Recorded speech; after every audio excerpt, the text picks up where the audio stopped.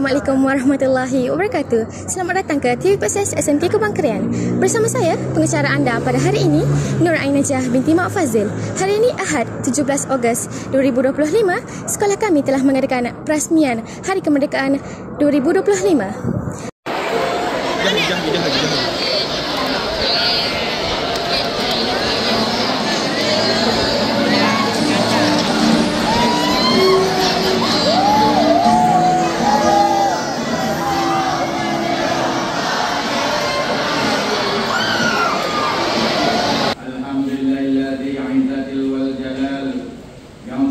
Agama disendatin.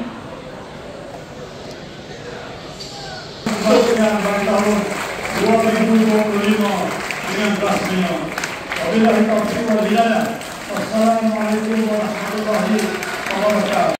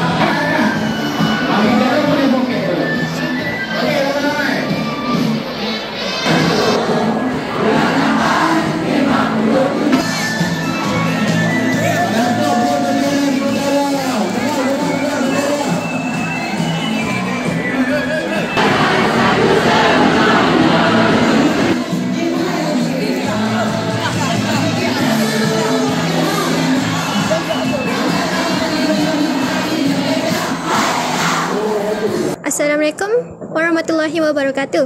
Hari ini saya bersama dengan PKM SMK Kubang Krian. Boleh cikgu perkenalkan diri? Okey, Assalamualaikum warahmatullahi wabarakatuh. Saya Azman bin Muhammad Nur Al-Azhari, merupakan PKM dan memangku menjalankan tugas PKP di SMK Kubang Krian buat masa sekarang. Baiklah, saya akan menanyakan dua soalan.